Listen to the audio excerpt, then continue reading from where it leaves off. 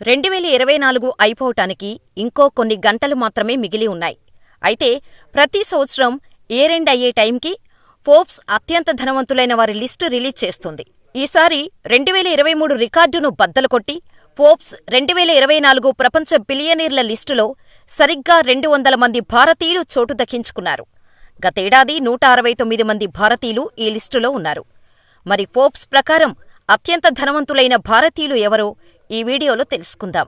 మన దేశంలోని టాప్ 100 ధనవంతులు ఈ సంవత్సరం ఒక మైలురాయిని దాటారు. ఫోర్బ్స్ ప్రకారం తొలి 100 మంది సంపన్నుల ఉమ్మడి సంపద $1.1 ట్రిలియన్ చేరుకుంది. మరి ఈ లిస్టులో ఫస్ట్ ఉన్నది రిలయన్స్ ఇండస్ట్రీస్ అధినేత ముఖేష్ అంబానీ. $119.5 బిలియన్ టాప్ 1 స్థానంలో నిలిచారు. అంబానీ దేశంలోని అత్యంత సంపన్న వ్యాపారవేత్తల జాబితాలో మరోసారి టాప్లో ఉన్నారు. గతేడాది అంబానీ సంపద $27.5 బిలియన్ల అయితే ఇప్పుడు ఆ సంపద $119.5 బిలియన్ల చేరుకుంది. ముఖేష్ అంబానీ భారతదేశపు అత్యంత సంపన్న వ్యక్తిగా మాత్రమే కాదు, 2024లో ప్రపంచవ్యాప్తంగా డాలర్ పరంగా అతిపెద్ద లాభం పొందిన రెండో వ్యక్తి కూడా. ప్రపంచవ్యాప్తంగా చూస్తే అంబానీ 13వ అత్యంత సంపన్న వ్యక్తి. అంబానీ సంపద భారత కరెన్సీలో 10 లక్షల కోట్లకు పైనే ఉంటుందని చెబుతున్నారు. ఇక అదానీ గ్రూప్ చైర్మన్ గౌతమ్ అదానీ ఈ లిస్టులో 2వ స్థానంలో నిలిచారు. అదానీ సంపద $116 బిలియన్ ఉంది. ఈ సంవత్సరం అత్యధికంగా సంపాదించింది గౌతమ్ అదానీ కావడం విశేషం. ఒక సంవత్సరంలో గౌతమ్ అదానీ సంపద $48 బిలియన్ పెరిగింది. ఇది సుమారు 9.75 లక్షల కోట్లకు సమానంగా చెబుతారు. అయితే అదానీపై హిండెన్బర్గ్ నివేదిక ప్రపంచవ్యాప్తంగా సంచలనం సృష్టించింది. అదానీ సంపద పెరగటానికి మార్కెట్ మాయాజాలమే కారణమని ఆ రిపోర్టు సంచలన ఆరోపణలు చేసింది. దీంతో అదానీ కంపెనీ షేర్లు ఢమాల్మన్నాయి.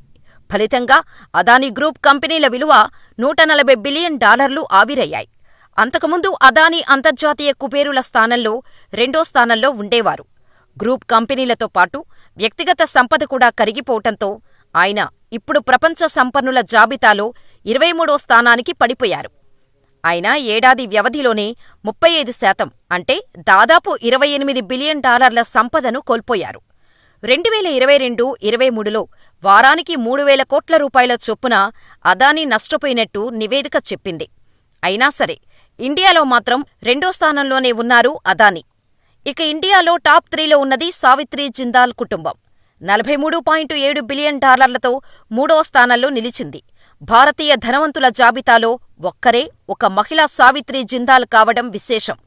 ఈమె టాప్ 10లో 3వ స్థానాన్ని దక్కించుకున్నారు. ఇక భారతీయ సంపన్నులలో శివ నాడార్ $40.2 బిలియన్ల 4వ స్థానాన్ని, దిలీప్ సంఘ్వి అండ్ ఫ్యామిలీ 5వ స్థానంలో ఉంది. వీరి సంపద మొత్తం $32.4 బిలియన్ ఉంది. ఇక 6వ స్థానంలో రామ్ కిషన్ దమానీ వారి కుటుంబం $31.5 బిలియన్ నిలిచింది.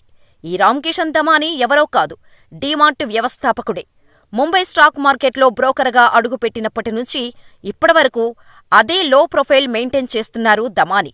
మీడియాకు ఇంటర్వ్యూలు ఇవ్వటం కానీ, బయట పార్టీలకు వెళ్లటం, ఆఖరికి మార్కెటు మీద సైతం కామెంట్ చేసేందుకు ఆయన ముందుకు రారు. ఎక్కడైనా విరాళాలు, సాయమందించిన తనే పేరు రాయించడు. కనీసం మాట వరుసకు కూడా చెప్పొద్దంటూ సాయం, విరాళం పొందిన వారిని రిక్వెస్ట్ చేస్తారు. గతంలో ఇండియాలో 2వ అత్యంత ధనవంతుడిగా గుర్తింపు వచ్చిన సందర్భంలో ఆయన లేటెస్ట్ ఫోటోలు సైతం మీడియాకు లభించలేదంటే ఎంత లో ప్రొఫైల్ మెయింటైన్ చేస్తారో అర్థం చేసుకోవచ్చు. ఎంత లో ప్రొఫైల్ మెయింటైన్ చేసినా ప్రజలు దేనికి ఆకర్షితులవుతారో, తన డీమార్ట్కి ఎలా రప్పించుకోవాలో బాగా తెలిసినవాడు కాబట్టే Big Bazaar, Reliance Mart, Spencer's వంటి వాటిని వెనక్కి నెట్టగలిగారు దమానీ. నెక్స్ట్ 7వ స్థానంలో నవీన్ మిట్టల్ కుటుంబం $30.7 బిలియన్ నిలిచింది. ఇక 8వ స్థానంలో కుమార్ బిర్లా $24.8 బిలియన్ నిలవగా, 9వ స్థానంలో సైరస్ పూనావల్లా $24.5 బిలియన్ నిలిచారు. ఫైనల్గా భారతదేశంలోని అపర కుబేరులలో 10వ స్థానంలో బజాజ్ కుటుంబం $23.4 బిలియన్ నిలిచింది. ఇక ఈ సంవత్సరం కూడా తిరుగులేకుండా రిలయన్స్ ఇండస్ట్రీస్ అధినేత ముఖేష్ అంబానీ టాప్ 1లో నిలిచి తన స్థానాన్ని మళ్లీ దక్కించుకున్నారు. మరి ఈ టాప్ 10లో ఉన్న బిజినెస్ మ్యాన్స్లలో మీకు ఎవరంటే ఇష్టమో మాకు కామెంట్ చేసేయండి.